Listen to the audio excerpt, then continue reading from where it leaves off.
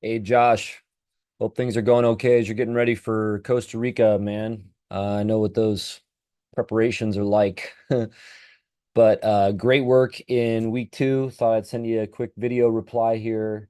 I think I want to speak to two things that you've brought up. First, I love what I'm seeing with just the engagement with Kimber Buell and Johnson Hodge. They really do, I think, kind of complicate in a helpful way our lens for understanding some of the social tensions that Paul is addressing. And I think they're analogous to social tensions among us in a variety of ways today.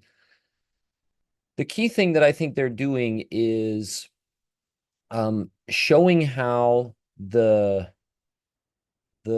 difference between Jew and Gentile is more porous than we have been apt to imagine.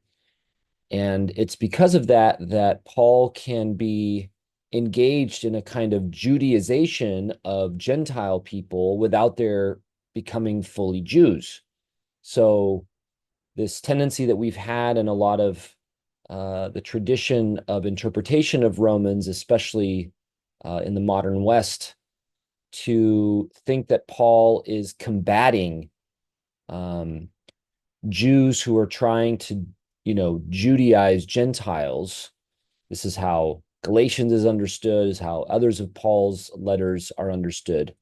That this sort of neglects to notice all the ways that Paul himself is, in fact, engaged in a kind of Judaization of Gentiles. And we would need to acknowledge something along these lines about ourselves, namely that whatever the Gentile background of people, um, Paul's audience in Romans, many of us today, we are people who have embraced the God of the Jews as our God, people who follow the Jewish Messiah as our Lord, people who, at least in some sense, know God's law as the law of our life. And this is the God of the Jews, the law of Moses.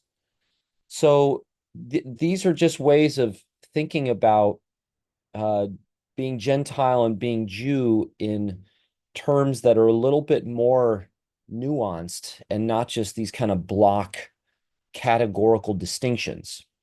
Now, that said, I think Johnson Hodge and Kimber Buell are at pains in some ways to show that, Paul is not simply denying the difference. And you're getting at this in what you're writing.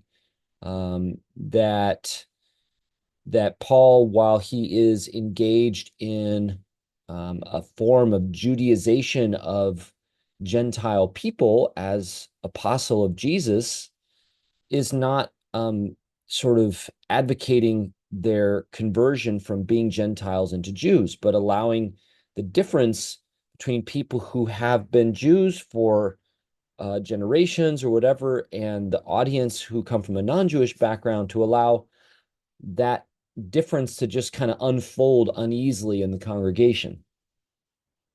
And I think that's good so far as it goes, but here's the thing that I think is needing to be emphasized. And this relates to the second thing I wanted to mention, which is about 217 and who this kind of speech and character, if you are calling yourself a Jew, and if you boast in God and are a guide to the blind because you are instructed by the law and know what is worthy, this whole thing. What's important that I don't think Johnson Hodge and Kimber Buell emphasize enough is that it was, in fact, not only possible, but relatively widespread for Gentile people to become fully Jews. In other words, it was not the case that Jewish people or Jewish authorities in Paul's day generally conceived of Jews as kind of racially sealed off from non-Jewish people. Instead, they understood that the Jewish community was open, that it was possible to convert to become a Jew. And one of the key rituals through which that would happen would be the circumcision of the males of a household or a community that would be converting to become Jews. So that means that that's the sort of difference, you might say, at least partly, that if we're thinking about the difference between Jews and Gentiles, that's the difference that we're talking about. We're not talking about a biological difference. It's not a difference that's reducible to whether or not people have been born Jews.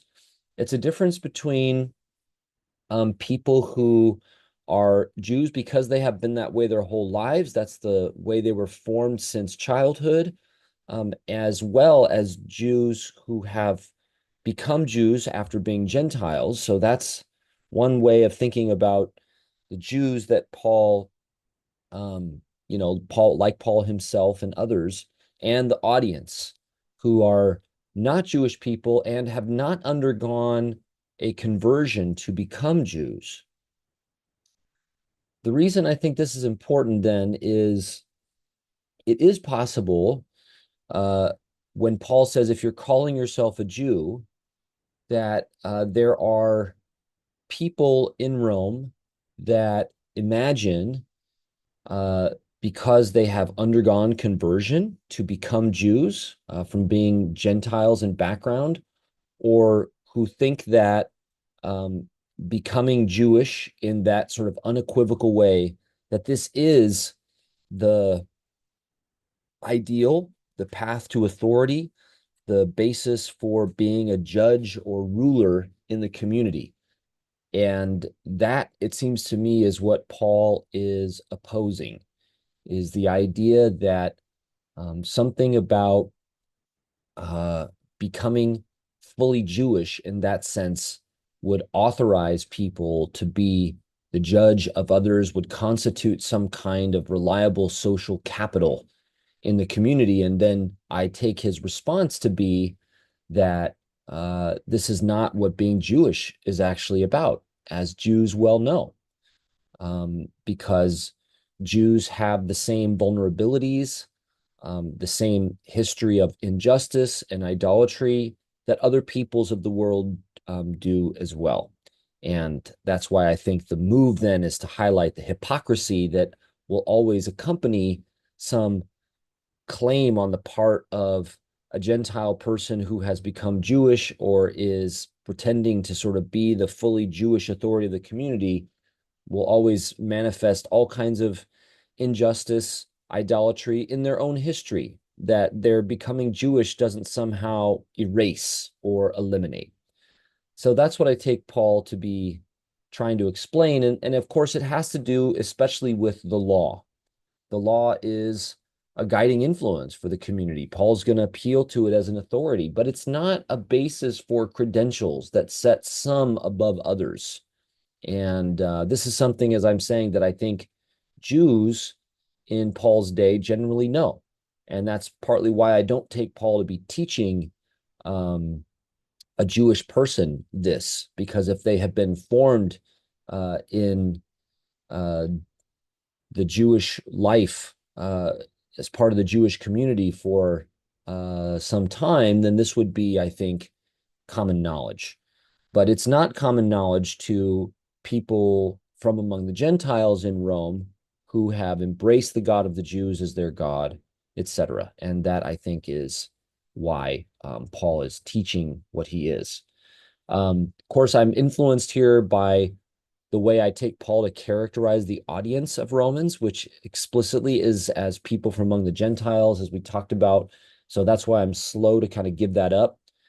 I guess I would say that if at the end of the day we're going to think that this character that Paul is addressing in 2:17 and following is a Jewish person, whether because they were born into the Jewish community or have been a longstanding part of the Jewish community, I think I just would want us to avoid what is common among Christians, which is to generalize that, to imagine that this is some kind of general Jewish problem, or that what Paul is describing is the general Jewish view of what it means to be a Jew, or what the law is about, and that then Paul is having to correct some general Jewish tendency.